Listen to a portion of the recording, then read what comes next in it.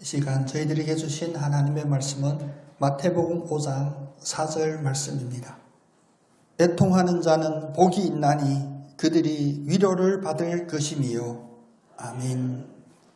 오늘 빛으로 오신 주님의 사랑이 예배드리는 이 자리에 또 여러분의 심령에 가득가득하기를 간절히 소원합니다. 우리 옆사람 축복하면서 인사하겠습니다. 예수 믿고 복 있는 사람으로 행복한 사람으로 삽시다. 아멘. 우린 지금 예수님이 세상을 향하여 선포하시는 가장 역설적인 그 선포 앞에 우리가 서 있습니다. 오늘 이 말씀은 예수님께서 세상을 향하여 또 세상을 살고 있는 우리들에게 말씀하시는 우리의 삶의 방향을 규정하시는 그런 선언입니다. 세상은 우리들에게 무엇을 가르치냐면 웃는 사람이 복이 있대요. 그래서 많이 웃으래. 웃으면 복이 들어온다. 슬퍼하지 말라. 강해져라. 세상은 우리를 이것으로 교육하지만 예수님은 오늘 매우 역설적으로 애통하는 자가 복이 있다라고 선언합니다. 여러분, 이 선포의 말씀이 여러분의 마음에 어떻게 받아들여집니까? 이 말씀 앞에 우리는 자기도 모르게 몇 가지 질문을 하게 됩니다. 예수님은 왜 애통하는 사람이 복이 있다고 했을까? 그러면 무엇을 애통해야 할까? 눈물이 어떻게 복이 될 수 있을까? 세상의 가르침에, 세상의 경험에는 드러나지 않았던 이 진리의 말씀을 오늘 우리에게 주시는 하나님의 분명한 뜻이 있는 줄로 믿습니다. 오늘 여러분의 마음에 흐르는 눈물이 어떤 눈물이 되고 또 마땅히 흘려야 될 눈물은 무엇이고 닦아야 될 눈물이 무엇인지를 우리에게 주시는 이 말씀 앞에 여러분의 심령에 감추셨던 모든 부정적인 것들이 다 깨어지고 하나님의 긍정적이고 복된 말씀으로 충만한 그런 위로의 시간 되기를 간절히 소원합니다. 먼저 애통하라고 하시는 주님의 이 말씀은 자신의 죄에 대하여 처절하게 애통하라는 그런 말씀입니다. 우리가 인간의 본성으로는 우리가 아플 때 어떻게 아픕니까? 애기들 보면 배고프면 울죠. 아프면 울죠. 아픔이 뭔지를 모르는 애기들도 있어요. 저희 딸을 늦게 봤잖아요. 그래서 애기를 안고 예방접종하러 그 베이징에 병원이 아닙니다. 콩나물같이 사람이 서 있는 거기 간신히 줄 서서 이렇게 가는데 입구부터 제 아내와 제가 여러 사람에게 야단맞습니다. 할머니, 할아버지들이 애를 왜 이렇게 옷을 얇게 입혔냐고. 중국 애들은 막 솜니물로 애가 보이지도 않아요. 둘둘 말아가지고 왔는데 우리는 얇은 거로 이렇게 안고 왔더니 애들을 왜 이렇게 얇게 입혔냐고 어르신이 야단했어요. 근데 예방접종을 하는데 애가 처음 하는 거거든요. 그래서 침이 들어가는데 애가 보더라고, 애가. 아무 반응이 없이. 근데 쭉 들어가. 한 2cm 가까이 들어갔어요. 그러더니 갑자기 와, 그 울어요. 근데 그 울음이 말씀드리고자 하는 게 아니라 제가 태어나서 처음으로 마음이 아프다가 뭔지를 느꼈어요. 즉 그 애가 우는 걸 보는데 그 침이 들어갈 때 반응이 없다가 한 2cm 찔러 들어가고 와 하고 우는데 제 마음이 갑자기 막 메스껍고요. 머리가 띵하고 그때 제가 깨달았어요. 아, 이게 마음이 아프다가 이런 건지. 그리고 바로 후에 참회를 했습니다. 우리 아버지 어머니도 저를 그렇게 키웠을 텐데 제가 아버지 어머니 때문에 마음 아파본 적이 없거든요. 그런 아픔이 있어 본 적이 없거든요. 그래서 그 아픔 앞에 제가 여러 가지 복잡한 생각을 해봤습니다. 당연한 반응이죠. 아프면 울죠. 세상은 그래서 이 아픔을 배워가며 살아갑니다. 그런데 배고파서 울고 몸이 아파서 울고 뭐가 없어서 우는 그런 우는 자를 복이 있다고 말씀하셨을까요? 결코 아닙니다. 오늘 예수님께서 말씀하시는 이 애통하다라는 그 원어로 찾아보면 헬라어 중에 고통, 슬픔의 가장 극한 상황을 표현할 때 이 단어를 씁니다. 다시 말하면 사랑하는 사람이 그 죽음을 느낄 때의 아픔, 자기 사랑하는 자녀의 그 아픔에 느끼는 그 아픔보다 더 강도가 더 크죠. 바로 그 사랑하는 사람이 죽었다고 했을 때 느끼는 그 강렬한 아픔을 애통이라고 합니다. 억지로 짜내는 우리의 감각에 따라 흐르는 그런 눈물이 아니라 마음속 깊이에서 터져나오는 그런 마음이 찢어지는 죽을 것과 같은 그런 아픔을 오늘 애통한다고 합니다. 그러면 이 애통함이 언제 나올까요? 오늘 본문 말씀은 우리가 그동안 잊고 살았던 우리의 삶에서 가장 붙잡아야 되지만 우리가 붙잡지 못하고 살아있던 그 점을 지적합니다. 바로 우리 자신의 영적인 파산, 우리의 죄 때문에 죽어가는 제 자신의 영혼을 향한 그 애통함을 지적하고 있는 것입니다. 시편 51편에 보면 이런 고백이 나옵니다. 하나님께서 구하시는 제사는 상한 심령이라. 하나님이여 상하고 통회하는 마음을 주께서 멸시하시지 아니하시리라. 이 시편 51편은 다윗의 회개의 시인 걸 우리는 잘 알고 있죠. 다윗은 하나님의 기름 부으심 받아 연약하고 부족하고 눈에 보이지도 않던 미약한 그런 존재로부터 하나님이 기름 부어 세우신 왕이 되었어요. 그런데 그는 그 하나님의 은혜 앞에 온전히 감사함으로 일관되지 못했고 자기의 어떤 명예와 지위를 느끼는 그 순간 자기의 장군의 아내와 이제 간음하는 범죄를 저지릅니다. 그때 선지자를 통하여 야단치는 하나님의 그 음성 앞에 다윗은 바로 무릎 꿇습니다. 그게 50편의 고백입니다. 그래서 하나님께서 받으시는 제사는 수천 수만의 양과 염소도 아니요. 바로 받는 것은 무엇이냐면 상한 심령을 받으시는 그 하나님. 그러면서 자기의 산산조각난 그 자기의 망가진 심령을 위하여 하나님 앞에 애통합니다. 바로 그런 자가 복이 있습니다. 제가 목회자로 성도님들의 상담을 받아보면 눈물의 사연들이 참 많아요. 그런데 놀라웠게는 비밀인데 오늘 기분 좋으니까 여러분께 알려드리는데 놀라운 비밀은 뭐냐면 모든 그 눈물의 아픔의 그런 상담 중에 자기의 영혼의 아픔, 회개하는 애통함이 사실은 많지를 않았어요. 몸이 아파서 눈물 나는 상황, 물질이 없어서 눈물 나는 상황, 또 기분이 나빠서 눈물 흘리는 상황도 꽤 많아요. 빚에서 눈물 흘리는 눈물들. 오늘 우리의 눈에 흐르는 그 눈물이 사실 얼마나 귀한 겁니까? 우리의 몸에서 나오는 거잖아요. 액기스잖아요. 값없이 흐르는 그런 눈물이 아니라 진정으로 우리의 영혼을 살리고 하나님께서 받으시는 상한 심령의 제사가 되는 그런 눈물이 되기를 간절히 원합니다. 우리가 죄 때문에 흐르는 눈물이 없다는 것은 우리는 이미 영혼이 죽어 있는 거예요. 육체만 다니는 거예요. 모든 것이 다 동물과 같이 먹고 마시고 누워 자고 우리가 취하는 그것에만 흐르는 눈물이라면 하나님이 우리를 보실 때 얼마나 마음이 아프시겠어요. 온전한 이 통회의 고백이 우리의 심령 속에서 다시 회복되기를 원합니다. 특별히 2026년 벌써 한 달이 금방 지나잖아요. 세월이 참 빠르다. 이런 이야기로 고백할 때가 아닙니다. 우리가 죽어가는 이 심령으로 10년 속으로 거침없이 빠져들어가는 우리 자신을 안타깝게 여기는 그런 믿음의 시선이 회복되기를 원합니다. 그래서 사도 바울처럼 오호라 나는 곤고한 사람이요. 이 고백이 단지 우리의 물질적인 육체적인 관계적인 어려움에서 나오는 그런 탄식이 아니라 지쳐서 쓰러져가는 나의 영혼을 다시 살고자 하는 믿음의 결단에 그런 눈물을 하나님 앞에 흘리시기를 원합니다. 여러분 원하시죠?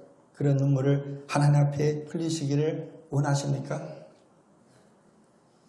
제가 하도 아멘을 강요 안 하니까 아멘 하는 사람도 없네. 사도 바울이 영적인 싸움을 겪었을 때 비로소 오호라 나는 곤고한 사람이요 이 고백을 하게 됐습니다. 내 힘으로는 도저히 죄의 본성을 이길 수 없음을 고백하는 그 고백이었습니다. 하나님 앞에 항복하고 나의 영혼을 살려주시옵소서 라고 간절히 외치는 그 눈물의 기도들이 여러분의 입술을 통하여 선포되고 터져나오기를 원합니다. 우리가 기독교 역사의 어떤 신학들을 공부하면 우리 신학의 모든 기반은 그것은 하나님의 뜻이라고 저는 믿습니다. 그런데 온전한 신학의 흐름보다 어떠한 주류를 우리가 따르는 게 분명하거든요. 그 주류의 시작점에는 바로 어거스틴이 있어요. 그래서 제가 아는 어떤 선배 목사님은 항상 어거스틴을 고백하는 목사님도 계셨어요. 어거스틴이라 표현 안 하고 아우구스티누스, 좀 있어 보이죠? 아우구스티누스를 고백해요. 그런데 아우구스티누스, 어거스틴의 어떤 참회록을 보면 참회록이 드러나지 않지만 그의 제자들이 기록했던 한 기록이 있습니다. 그처럼 성자로 불리는 어거스틴이 죽음을 맞이하는 그 마지막 순간에 그렇게 울었대요. 눈물을 흘리고 울었대요. 그래서 제자들이 물었습니다. 선생님처럼 훌륭한 스승님이 왜 우십니까? 평생 하나님께 기쁨이 됐던 선생님이 뭐 눈물 흘릴 일이 있습니까? 그때 어거스틴이 제자들에게 이런 말씀을 남겼다고 합니다. 하나님 앞에 가까이 갈수록 나의 죄가 너무 커 보여서 울 수밖에 없다. 세월이 빠르다고만 한탄하지 마시고 어거스틴 같은 전혀 신학적이지 않지만 바로 신학의 핵심이 되는 이런 고백이 우리의 고백이 되기를 원합니다. 하나님이 가까우고 천국이 가까울수록 하늘의 그 내가 누릴 영광이 보인다면 이것은 눈에 뭔가 씌운 거예요. 하나님 나라가 가까울수록 나의 죄가 너무나 크게 보이는 이런 영적인 눈이 우리에게 띄어져서 자신의 죄 때문에 가슴을 치며 애통하며 그래서 천국을 소유하고 천국의 복을 누리는 우리 모두 다 되기를 원합니다. 그래 여러분 되시도록 성령께서 반드시 도와주실 것입니다. 이처럼 자기 자신의 영혼의 죽음을 위하여 애통하는 자에게 하나님은 거기서 멈추지 않으시고 두 번째로 세상을 바라보며 세상의 아픔 때문에 눈물 흘리는 자가 되게 하십니다. 복 있는 자는 나 혼자 잘 먹고 잘 사는 나만 아니면 돼 라고 하는 것이 복 있는 자가 아닙니다. 하나님은 이 세상 만물을 창조하시고 이 세상 만물을 다스릴 모든 권세를 하나님의 걸작품인 사람에게 허락해 주시며 바로 그 사람들이 서로가 헤쳐져 서로가 다툴 때 예수 그리스도로 말미암아 한 몸 되신 교회로 인간들을 모아주셨습니다.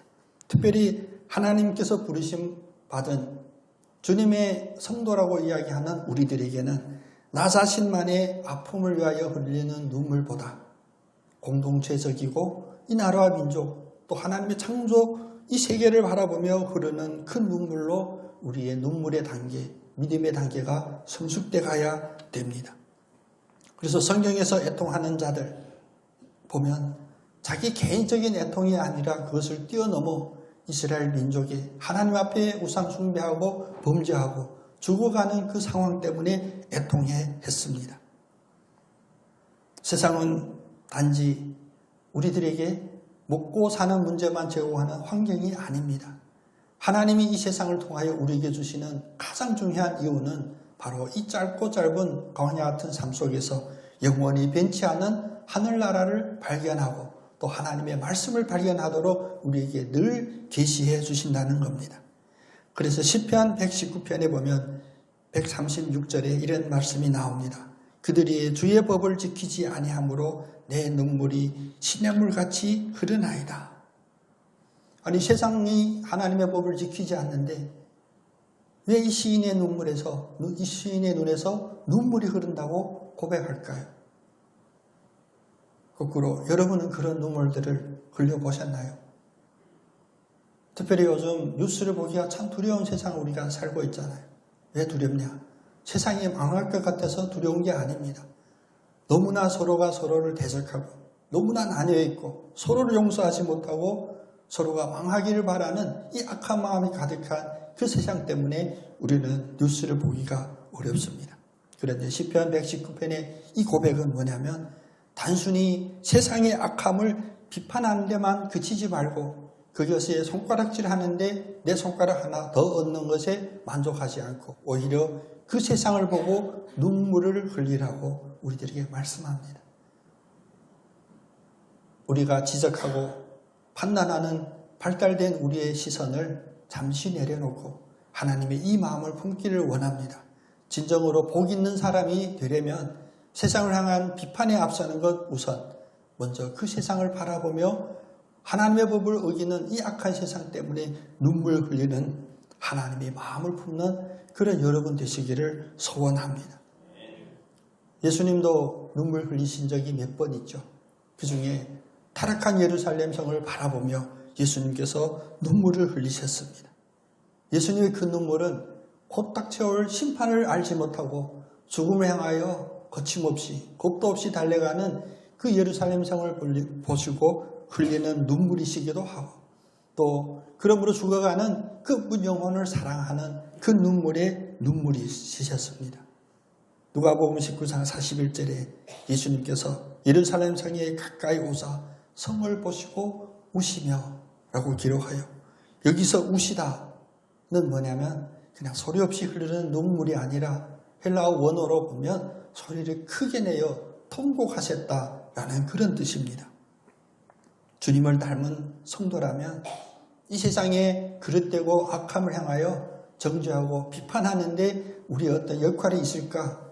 어쩌면 교만한 생각입니다. 이런 교만한 생각 이전에 예수님처럼 주님의 마음을 담는 그런 마음으로 세상을 향하여 세상에 죽어가는 그 영혼들을 위하여 세상의 악함을 위하여 눈물을 흘리는 그래서 애통하는 자가 복이 있는 그런 한 사람 한 사람 되기를 원합니다.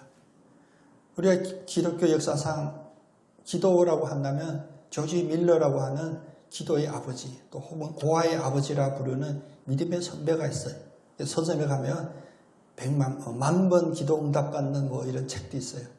책 제목 보면 저는 내심 비웃었습니다. 아, 책 제목 진짜 잘 뽑았다. 그런 책들이 잘 팔리거든요. 예. 우리의 마음 한 구석에 우리의 기도들이 한 번도 아니라 10,000번 다 응답되기를 원하는 이런 간사한 마음들이 있잖아요. 책 제목이 10,000번 기도 응답 받는 비결 뭐 이런 책이 있어요. 그래서 저는 사지는 않았습니다. 저한테 빌려달라 하지 마시고요. 근데 이 조지 밀러가 10,000번을 응답받는 그것은 이제 나중에 이야기고 그가 어떻게 그냥 평범한 청년으로서 세상에 묻혀 살 수밖에 없는 그가 갑자기 하나님의 쓰임받는 고아의 아버지 기도의 어떤 용사로 쓰임받았냐. 그 첫 시작은 사실 우리에게 뜻밖입니다. 그 당시 시대 상황 우리 잘 알죠. 산업화가 시작될 때 나라 전체의 GDP는 급상승할 수가 있지만 사회 세태를 보면 그럴 때일수록 빈부격차가 커져요. 길가에는 구걸하는 거지들이 많고 고아들이 많이 생긴 그 상황 속에서 조지 밀러가 어느 날과 똑같은 하루를 일상을 겪는데 갑자기 길가에 있는 그 고아, 그 아이들을 보며 마음속에 예전과 다른 감정이 솟아났다고 그래요. 그 뭐냐? 예전 같았으면 그냥 불쌍하다. 그리고 푼돈 던져주면 내가 오늘 의로운 일을 선을 행했다라고 지나갈 만한 그 상황이었는데 그날따라 특별히 하나님이 그에게 기도하는 마음을 강력하게 부어주셨다며 그리고 자기의 언어로 기도하는 것이 아니라 성령께서 그 마음에 그에게 기도의 입술을 열어주셨는데 그 기도문은 이렇게 기록되어 있습니다. 하나님, 저 아이들도 주님의 형상이고 주님의 아이들인데 왜 저렇게 버려져야 합니까? 저 아이들의 눈물을 닦아줄 수 있도록 저를 사용하여 주시옵소서. 불쌍하다 라고 하는 인간의 어떤 기본적인 원초적인 감정을 뛰어넘어 그 아이들의 눈물을 제가 닦아줄 수 있게 사용해 주시옵소서. 이 애통함을 바로 조지 밀러가 받았던 거예요. 여러분들도 기도가 10,000번 응답받기를 원하신다면 조지 밀러와 같은 이런 기도로 시작되어야 될 줄 기억하시기를 바랍니다. 내가 잘 먹고 잘 살기 위한 것 물론 필요하죠.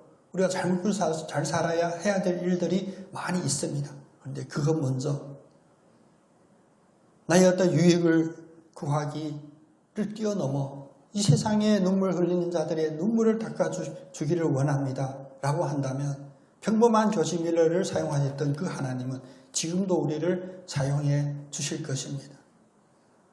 그래서 마음 아픈 어떤 기도 사연 중에 상담 사연 중에 그런 사연들이 있어요. 목사님, 제가 당분간 교회를 나오기 어렵습니다. 되게 예의 바른데 되게 얄밉죠. 그리고 더 얄밈을 뛰어넘어 마음에 표현이 좀 그렇지만 불쌍하다라는 생각이 들어요. 얼마나 정신을 못 차리는지 너무 불쌍해요. 당분간 교회를 나올 수 없는 상황까지 어렵다면 이 애통하는 찢어지는 마음으로 교회에 나와야 맞죠. 그게 사는 길이죠. 꼭 마치 응급실에 실려가야 될 환자가 죄송합니다. 저 응급실에 안 갈래요. 왜? 의사 선생님이 수고할까봐. 응급실에 대기하는 사람이 많을 텐데 다른 사람 살리라고 그러고 죽겠다는 얘기잖아요. 되게 예의 있게 얘기해요. 당분간 교회에 나올 수 없습니다. 그럼 제가 뭐라고 대답해야 맞을까요? 여러분 그럴 일이 없지만 여러분 혹시 그런 문자를 보내면 제가 당당하게 이렇게 답장 보낼 거예요. 잘 생각하셨습니다. 다른 말로 그냥 죽어라 그런 얘기거든.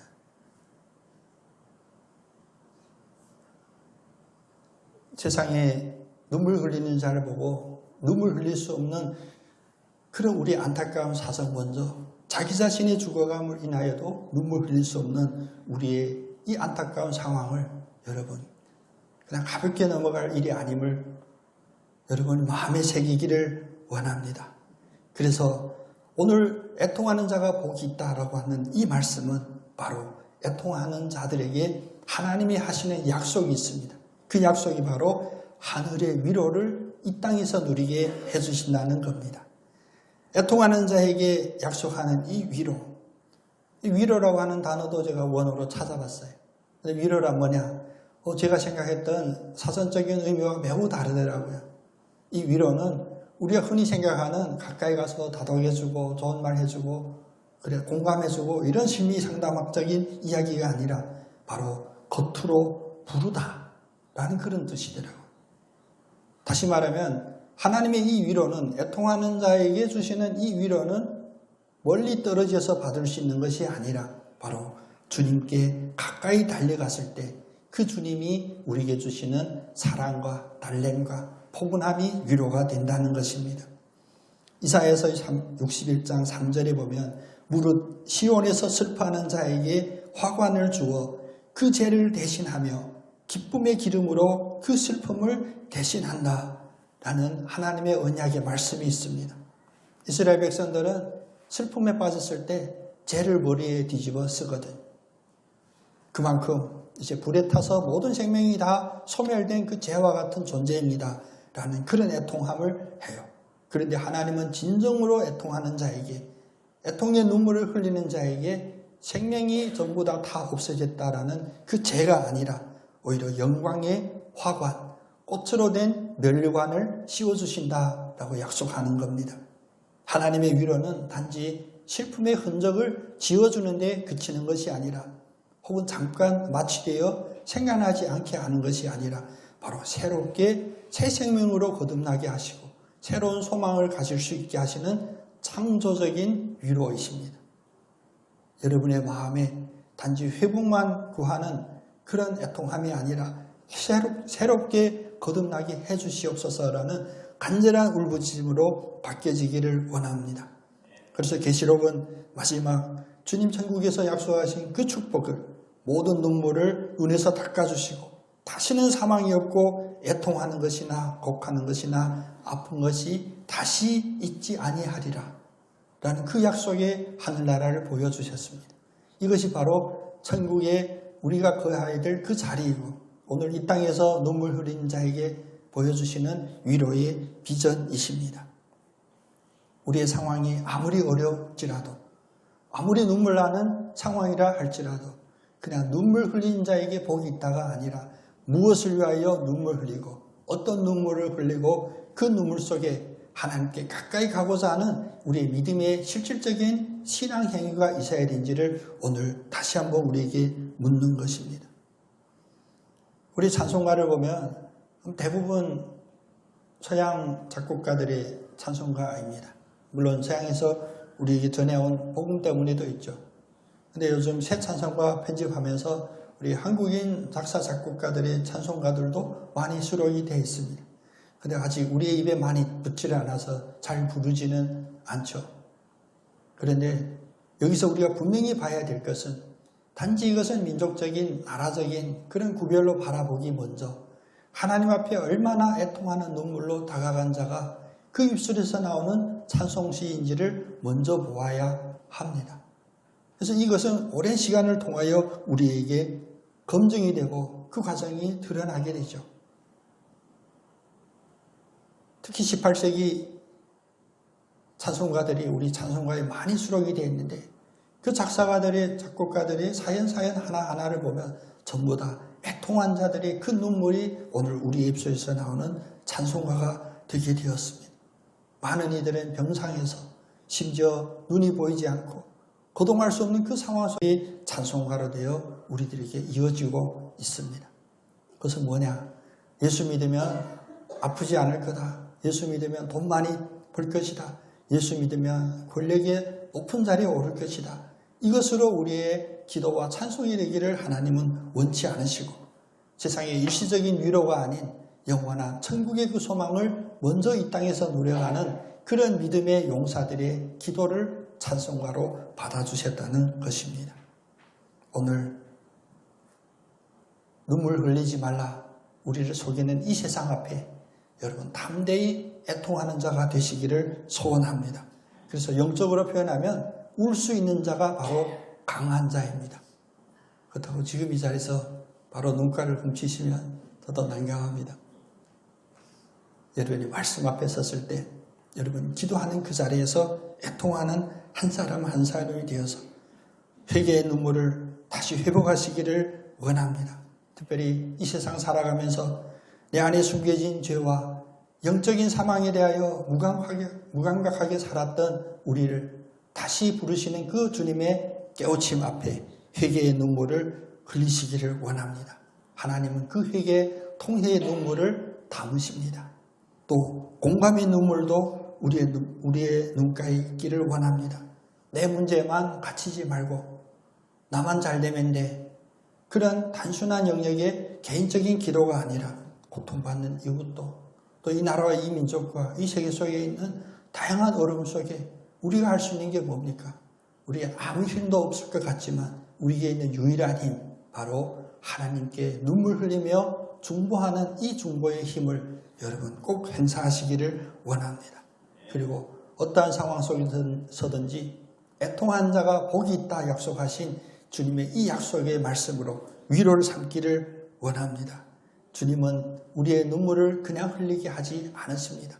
반드시 애통한 자에게 복이 있다 하시는 이 말씀을 천국에서뿐만 아니라 이 땅에서 우리가 바른 믿음의 길을 가고자 하는 우리의 믿음의 행로에 주님께서 반드시 응답해 주실 줄로 믿습니다.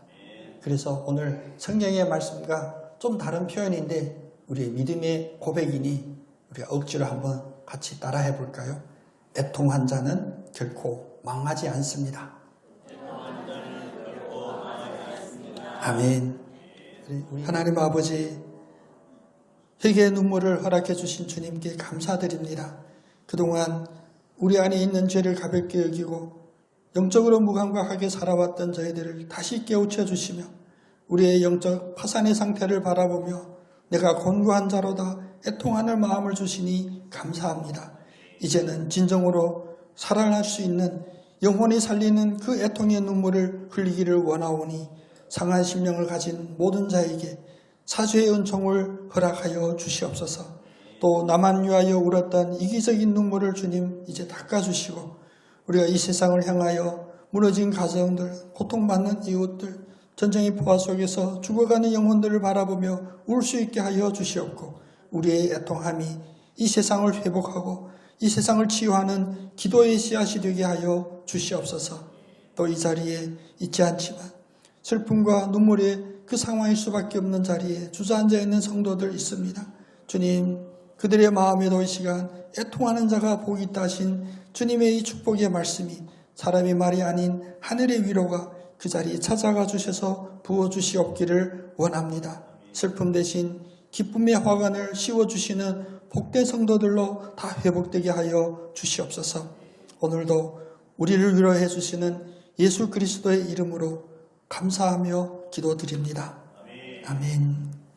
오직 성경 오직 그리스도